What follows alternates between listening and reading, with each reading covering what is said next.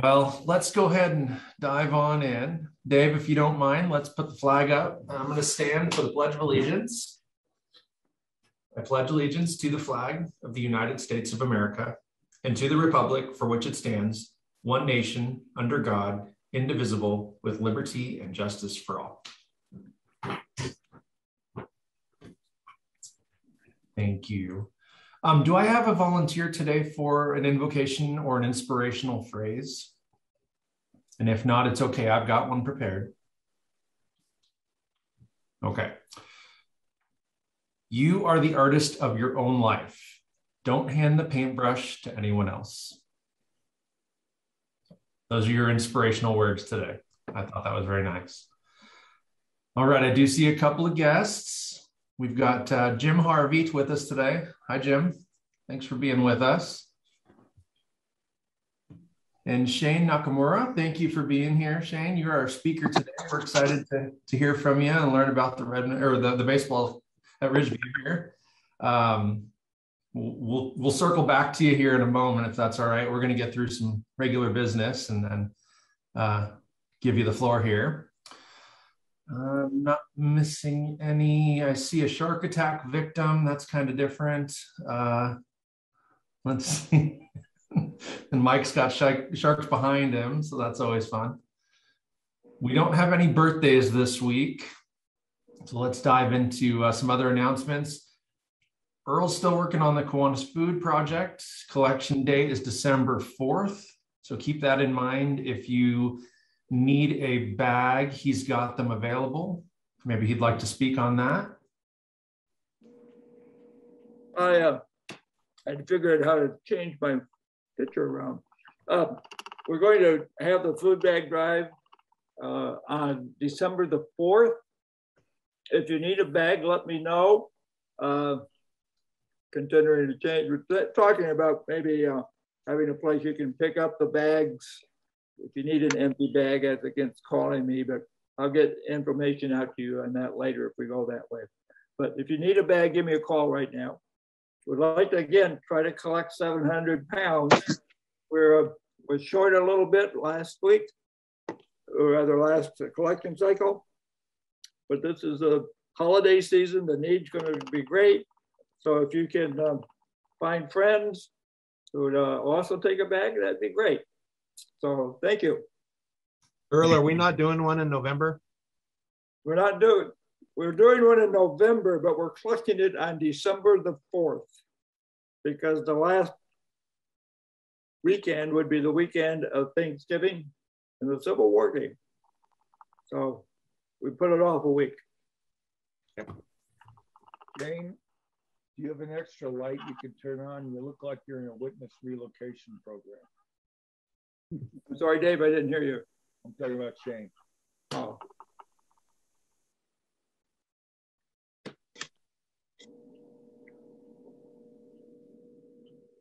It's a little bit better. Yeah, we can see you now.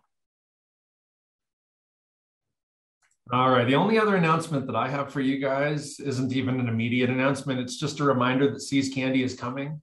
So we are looking for future volunteers. We're also still looking for a location. So if you guys know any business owners that have vacant space downtown or have any other great ideas as far as where we can operate out of, please let us know. Report back to Hannah on that one. Oh, I wanted to say something. It's interesting news that the Sears store will now be a furniture store. They leased it out as of November 1. And then I'm looking into the green plow, seeing about that space. That's my next deal. Okay. Thanks, Hannah. Any other announcements for the greater group here? A general announcement. Yeah. Today, there's a couple things. National Day. The first is, and it ties right into Kiwanis, is National Youth Confidence Day. So if you're around kids today, anything we can do to inspire them to be confident, that'd be great. The other thing applies to you, Josh, a little bit, is support your local Chamber of Commerce. I know that a few of you guys are still involved with the Chamber of Commerce, but the one I feel like I miss out on every year and I've never had, is National Chicken and Waffles Day. So there you go. Never had chicken and waffles. That sounds like a happy dollar item to me, but there we go. You said announcements. I know, it's fine, that's fine. One other announcement I just remembered that I didn't jot down on my note here. In last month's Kiwanis newsletter from Carl, the very last page talks about the Fred Meyer Rewards Program and how we need to re-enroll. I guess that's an annual thing, Carl? Yes. Okay, so this is a program that Fred Meyer does in addition to your regular rewards. So it doesn't impact your regular rewards at all. If you guys shop at Fred Meyer and you get the gas discount and all that stuff, what they do is they link a nonprofit of your choice. In our example here, we're going to use the Redmond Kiwanis Foundation. So every dollar you spend at Fred Meyer, they kick a little bit back to the Redmond Kiwanis Foundation, and then we get quarterly checks from Fred Meyer, from Kroger, or whatever the parent company is. And so they do that quarterly, and we want to remind each and every one of you that it's a very easy process to set that up. You can link your existing membership, and again, it doesn't jeopardize your own personal points. So that's something I personally would like to do and wanted to pass that along as a positive thing. I think that's a good idea for all of us. Okay, we'll move into, Amber. I just, I had a question off of that. Do you know, are we tied to Amazon Smile where when you check out, you can donate to the Kiwanis on there too? Yeah, I believe we are. I believe Okay. that's another one. We have a link on our website for that. Yeah. Thanks, Dave. Yeah, good question, Amber. I like that. That's good. Another good reminder. And I think once you set that up, your homepage links to that every time you shop, every time you go in. I think it's defaulted to always kick back to whatever the nonprofit is. So that's an easy one as well. Okay, so we'll move into happy dollars. And as a reminder, our group believes that there's enough negativity in the world and we'd rather focus on those positive things that take place in our lives. And so if you have something you'd like to share for $1 a piece, you may list off as many happy things as you've got going on. So I'll go ahead and go first. I'll give 5 happy dollars. First and foremost, yesterday was the last game of my daughter's volleyball season, and it was her first time playing volleyball, and just watching her and her team's performances get better throughout the year, watching their skills, watching their sportsmanship, it was fantastic. So really enjoyed that. Another thing is, some of you might know, we had a bathroom flood in our home a couple months ago. We are finally getting that repaired. So living in disarray is hopefully coming to an end. So those are things I'm happy for. $5. Who else is happy today? Alan Unger. Yep, I'm $5 happy too. Like I said, I went down to San Diego to do a college conference, and we saw Beverly's family, and it was great weather. I also want to thank Earl, John, and Dave on the Redmond Learning Center board. We're starting to rock and roll it here. Once we got down to saying 2 years or 1 to 2 year old kids, now we've got a lot of interest in kids coming in. I just feel like we're on a good, positive path. So thanks you guys for all the help. Thanks, Alan. Mike, did I see your hand? Yes. Last Thursday, I got to go to Black Butte Ranch and watch Kaya, our granddaughter, run cross country. Philomath girls came away with a big time victory over Mountain View, Bend, Redmond, Ridgeview sisters, and everybody. They've got a freshman runner that won the whole event, and she's battling for a varsity spot this weekend for their district tournament. I think Philomath is either ranked 1 or 2 in the state for 4A schools. And then we ran over to Philomath to watch the younger one, Alyssa, play volleyball. And I see what you mean is about their improvement. Finally, she's able to get their serve over the net with her overhand hit, and was really excited about that. And then we got to take them all to the pumpkin patch this weekend when they were over. So that's awesome. Good times. Very good. Thank you, Mike. Roland. Yeah, I had to kick in $5. Gail and I just got back yesterday from a week on the coast. We were staying at a place between Lincoln City and Depot Bay. Had mostly good weather, beach weather, but we had a great time. And on our way home, we stopped in the Salem area at Willamette Valley Vineyards and had a tasting with some of Gail's siblings. So it was a good trip, and I got back 10 minutes before the board meeting. Thanks for being there. Sounds like a fun trip. All right. Any other happy dollars today, Amber?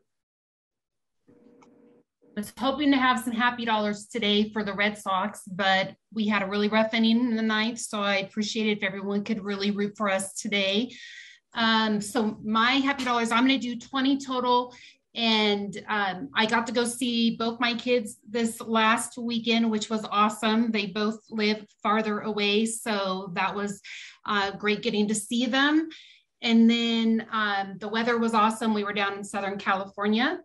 And I don't know if you guys saw, but Columbia Bank and Umpqua Bank are going to be merging. So I think that's going to be really great for us when that's all finalized. And and happy dollar for the Prineville Kiwanis. They had their fundraiser this last weekend. They raised between $60,000 and $65,000 in their casino night. So I thought that was awesome that their chapter had a big success with that. Yeah, very, very cool. John Bruce, I saw your hand, and then Chris, I see you've got yours raised as well. So John, please go ahead. First of all, I'll throw in $5 also. First, I missed a meeting, so we'll put $1 there. Next, my daughter and her family are coming for Thanksgiving. We're pretty happy about that. Next, we had a major bathroom update, and I did it all by myself. I was pretty happy about that. And I'm not big on Halloween costumes, but I'm big on other things. I put up a few outdoor decorations. I make boo bags and luminaria. And I've carved, I think, 75 jack-o'-lanterns in my life now. It's been fun. And finally, we just enjoy walking in the city, seeing the autumn leaves change. Just been beautiful out there. Yeah. Thanks, John. Chris, go ahead. So I have two happy dollars, and they're for Earl for bringing a box of Kiwanis stuff yesterday. We found some pins, found some nice things that will help make our members feel appreciative. There's a couple t-shirts in there, and even, yes, you guessed it, some nice Kiwanis hats.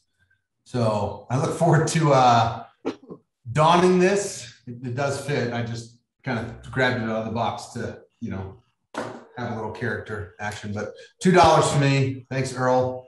And look forward to getting some swag out to everybody. Thanks, Chris. Thanks. Jim, go ahead. Yeah, I'd like to give $5 happy dollar if somebody can send me an address. But I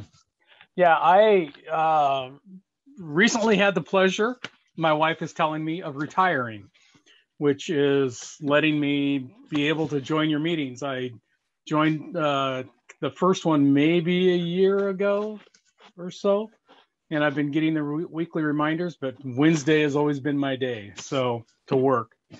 So glad I could be here. Love to hear what other clubs are doing, and thanks for making it on Zoom. Yeah, thanks for being available. We appreciate you. Thanks for coming. We'll look forward to see you again. Yeah. All right. Any other happy dollars today before we move forward? John Duff.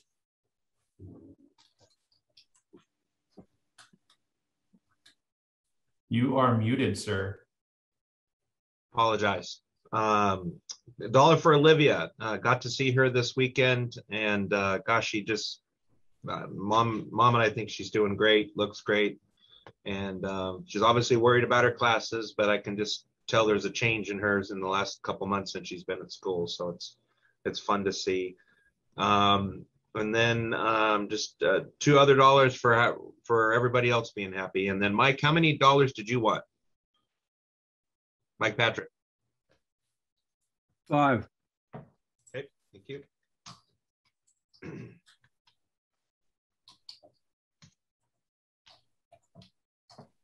Okay, any other happy dollars today? Don't see any more hands. Okay, so we're going to move into the joke of the day. And this might even be finable, I don't know, but it's that bad. Okay, so the question is, what did one hat say to the other? And Chris didn't cue me up with his hat being worn, so that was serendipitous. Any guesses? What did one hat say to the other? You hang around and I'll go on ahead. Yeah, basically. You stay. That's pretty good. You stay here. I'll go on ahead. Haha. Yeah, it's bad. I know. Another dad joke. So you're welcome. All right, Shane, we are handing the floor over to you, sir. Go ahead and let us know about you and your program. And if you'd like, we can make it a little more interactive and people can ask questions during the presentation. Otherwise, we can hold the questions for the end. That's up to you. Yeah, sure. First of all, I'd like to say thank you for having me. I appreciate your time. It's very important to you and it's important to us. My name is Shane Nakamura.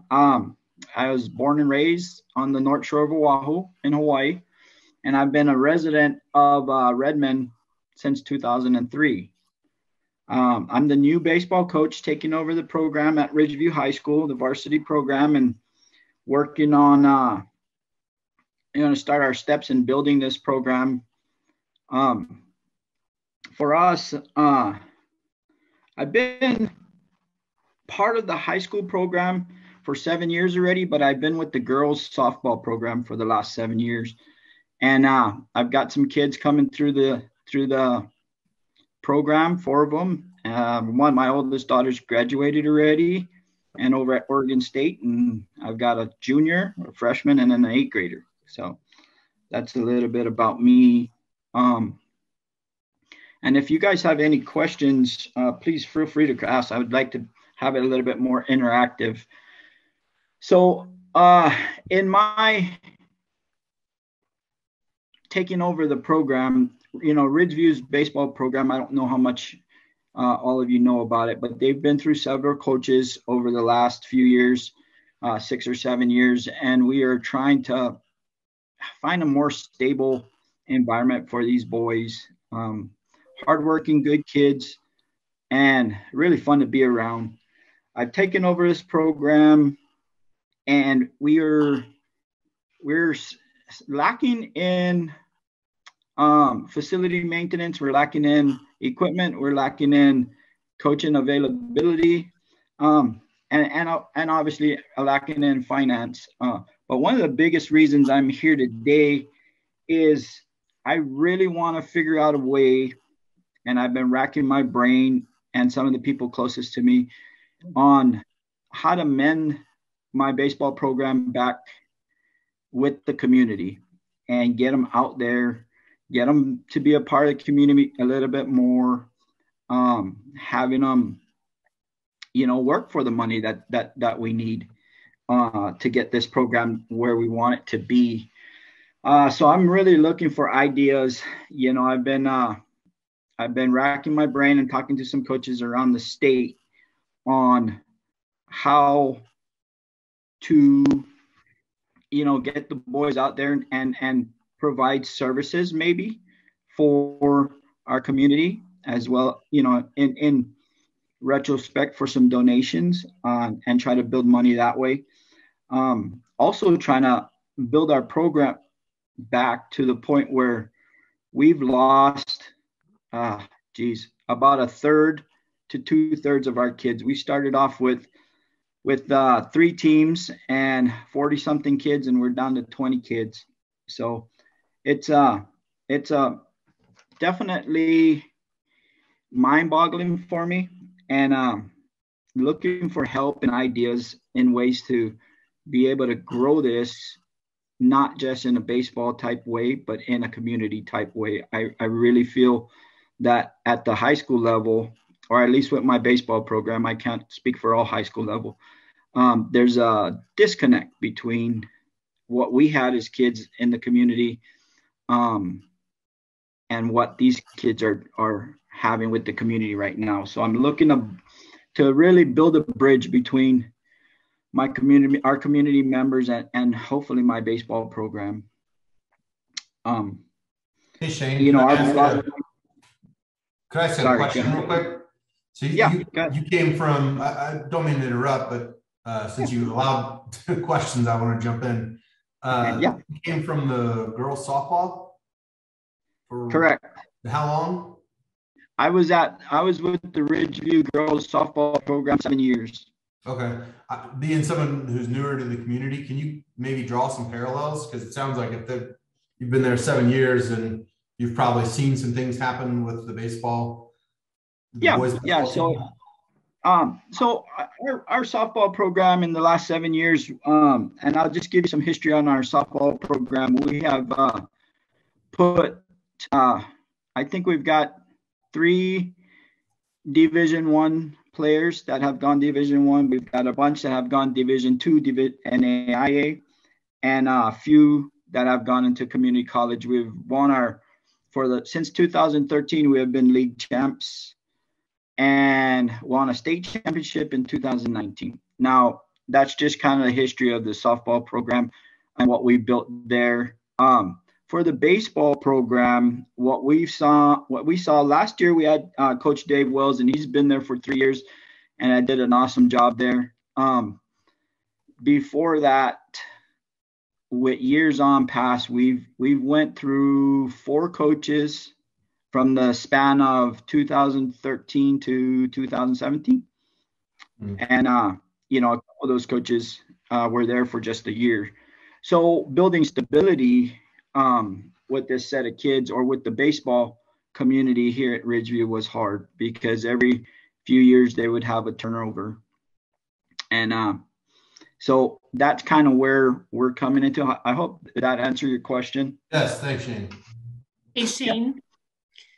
Both my kids went through. So my daughter played softball for Ridgeview the whole time she was there. She graduated in 14. My son played baseball there and graduated in 17. And one thing I will say, just kind of, I know from being involved in that, the girls did a softball fundraiser where they did the pancakes for the community. And that was a big hit. And the boys went out, they actually did the Kiwanis bell ringing around the holidays. They came and they had their Ridgeview stuff on, and they helped with that. They also did a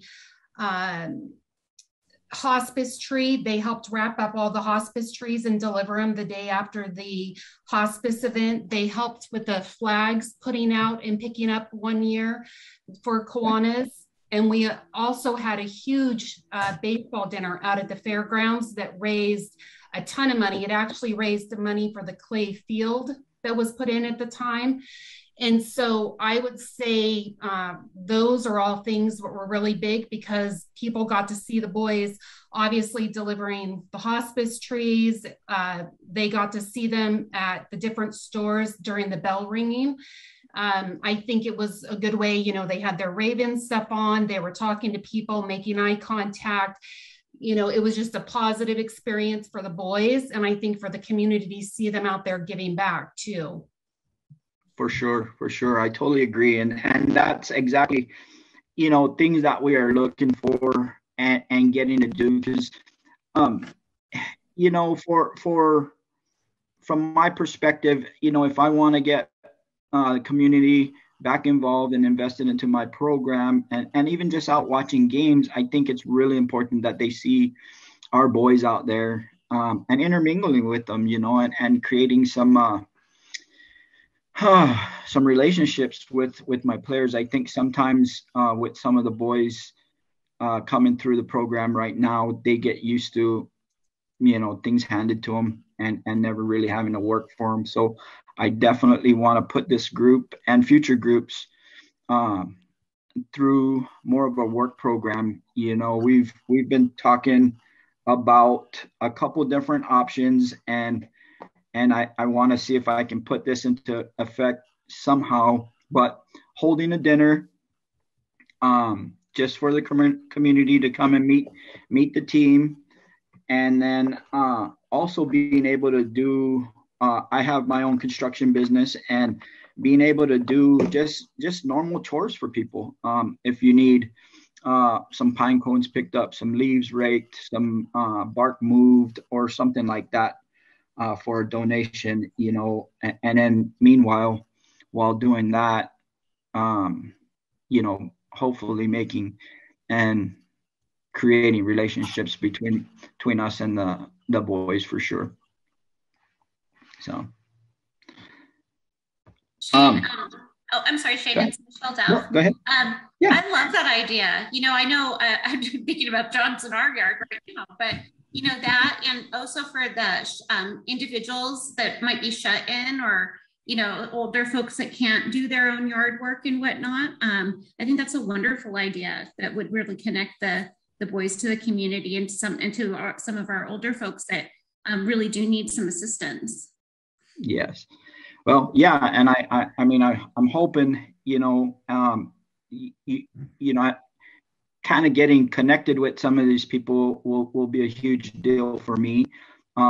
You know, I've been working real hard. I got to meet the boys and get to know the boys in the last 3 months, and I've been working real hard to get them in the mindset that, hey, we got to do this and we got to work for this. And I think once we get them there, I definitely want to get them out in that community to earn some of their money, you know, earn some of their keep. I mean, I've got a whole bunch of numbers that I can throw at you guys to kind of see where we're at and what we need to get to. But, you know, for me, I don't think my program as a baseball coach, I don't think my program can be of any significance unless we have ties to the community. I grew up in a small town, and I really believe that. So, you know, that's one of my main goals of this season is, you know, one, give the boys some stability, not having to worry about where their next coach is going to be, or if you're here, or create some discipline and stability for them, and then move on and start figuring out ways to run that into the community. I also, before the high school jobs came out, I've been running a youth baseball and softball program here in Central Oregon for the last 10 years, AI Athletics, and we've been working with kids anywhere from 8 years old all the way up to 15, and playing travel baseball or softball. And I do some lessons on the side with the kids, so they keep me busy. I mean, it's definitely fun. I enjoy it, and it's a lot of work, but I think they deserve it. So, just kind of going out and looking at, wanted to kind of give you guys some of our philosophies here. And, you know, the way we look at this is baseball is a tool, a training tool for the young men and women who play for us, to give them skills to be a more productive community member and more confident community member. And that's what we hope baseball is. And if it brings us a couple victories, league championships and state championships, that's awesome. But for the most part, that's kind of our philosophy here. And that's what I'm going to run with for the next, how many years I'm lucky enough to have this job. So I do have some long-term and you know, money-wise, and just kind of see, so you guys can see where we're heading. I mean, we kind of took this thing over, and I've been working with the district on getting our facility back up to shape, and they've been really helpful. You know, money all the way around is kind of tight when it comes to the schools, but we've been doing everything we can to get the field at least back to safe playability. My fundraising team, I have a team of parents this year that we have a target goal of about $35,000 to get 2 teams back up and running. Last year they only had 1 team of 24 kids. I'm trying to get that. I'm 100% confident that I can have 2 teams this year, JV team and a varsity team. So I've got 2 fields that I'm trying to bring up to to back up to speed, you know, we had that COVID break and the few months or, you know, half a year when nobody was on the fields, they kind of let those fields go pretty good. And, you know, they got away from us. So we're dealing with voles and holes and geese and, you know, dirt and clay, all of the fun stuff when it comes to an outdoor type sport. But that's kind of our short-term goal.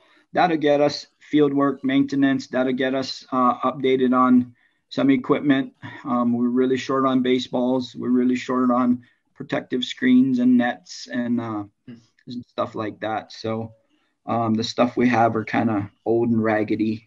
And then on top of that, you know, just everyday stuff for the kids to have, you know, jackets, stuff like that we didn't have in this program. So we are a spring sport and we're trying to get these kids equipped properly for safety. So that's my short-term goals, you know, when it comes to raising some money. You know, long-term goals, we have been in talks with the school district and looking at maybe turning our infield at least, into turf, which is a lot bigger number. We're looking at the turf company is probably on an infield anywhere from $300,000 to $500,000. The turf company will cover 2/3 of that cost if we can raise 1/3. And you know, the benefits, a couple of the struggles we have here and from the softball and the baseball portion of it is the wind at Ridgeview just blows our good dirt off of our infields and into the grass. So we lose and we end up having to almost resurface our infields every 4 years. So we're hoping that, you know, long-term goal, we can get that thing turfed and minimize water, minimize maintenance and go from there. But that would be another $100,000 for us to do that. And then our very last thing that we're really looking at getting done, we were able to turn one of our storage building, which is about a 30 by 50 building, into a small hitting facility / workout facility in the winter because we struggle fighting for gym space. I mean, it's basketball season and gym space is taken up quite a bit. So it'll cost us about another $100,000 to expand that little facility to about 100 feet long. The problems we have in there right now is it's 50 feet. Once we get our protective cages in there, we're down to about 42 feet. And baseball pitchers got to throw at 60 feet, 6 inches. So I really need about 70 feet. So we've been getting it done in there. It works. And the boys have been awesome about getting that their workouts in. And, you know, as I say, that would be a long-term goal for me down the line, 5-6 years or something like that. But financially, that's kind of where we're at for our baseball program. And I know the financial portion will take care of itself once we can bridge the gap between my boys and the community. And that's why that for me is a lot more important for our program than anything right now. So, hey, Shane. Yes. Over here, I'm interested in what you're saying. We have gone to Ridgefield for the drama. We have a wonderful theater as well as Redmond, and we'd be happy to support baseball. How do we find out when your schedule is in the spring? I know you will be posting it somewhere. Is there some way you can communicate that so we know when to come? It's a little distance for us. And secondly, sure. I haven't heard anybody mention the obvious things like car washes. And I want to really emphasize the the posting flags and especially picking them up. We're getting a little older, and we'd really like some of those young guys and girls to come out and help with those programs. And so would Rotary, and so would the other volunteer organizations who do the flags. It's a pretty standard problem. We've got bad backs anymore. So I just thought that I'd bring that. And then, of course, there'd be a donation to your program, I imagine. Awesome. Yes, no, for sure. And those are perfect things that we're looking at, getting the boys out and doing, you know, as long as I can rally them up, get some dates, and get the boys out there. I've got no problem, my coaching staff and I, to transporting them there. So, and as for the scheduling, not most of the time it's up on our Ridgeview website, but I can definitely get the link to you folks, so we can make that a lot easier on finding, for sure. Okay. And I assume you play 3 or 4 other local schools, which we could get to if we wanted. Yes. So right now, our league is based with Pendleton, Hood River, the Dalles, Crook County, and Redmond.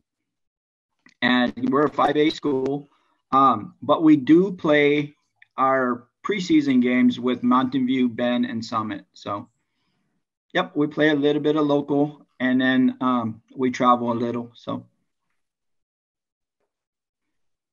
I muted myself. Thank you for that, Shane. Appreciate what you're trying to do. Thank you. Shane?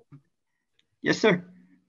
Not to be on a negative side, but have you noticed as you've worked with the kids, we've seen, I've been in education a long time and run some of those programs myself, a decline in the interest in what might be the standard program like baseball.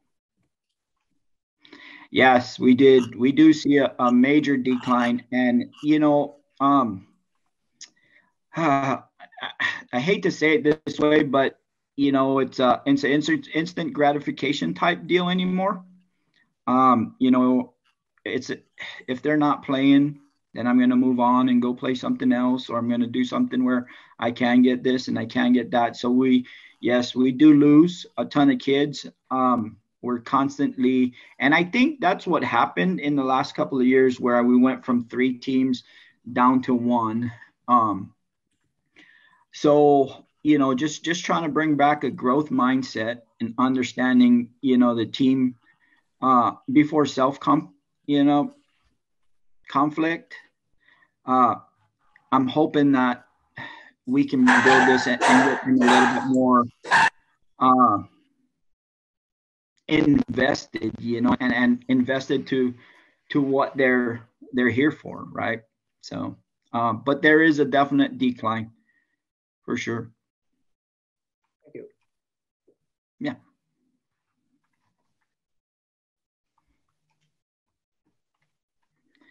Any other questions? I have one. So I played ball in high school, and one thing that we did every summer, so this is going to be dependent upon your availability and the team's availability, is we would do clinics for, I want to say it was basically like 5 or 6 years old, from, you know, a kid barely picking up the ball and throwing it, clear up through middle school. And it was really fascinating because we as high schoolers could, I mean, some of us were obviously better than others, but some of us could share, you know, our story, our history, all those things, more so than just the fundamentals of picking up a ball and throwing it, or running from base to base, or hitting the ball, whatever. And so it was kind of a neat mentorship type of program. It was a 1-week thing. I don't know what they paid. I'd imagine, you know, $80 or $100 per kid, but this was like 20 plus years ago. But it was like a 5-day camp that these kids would come to, and they would learn from us high schoolers, but every dollar of that went back into the program.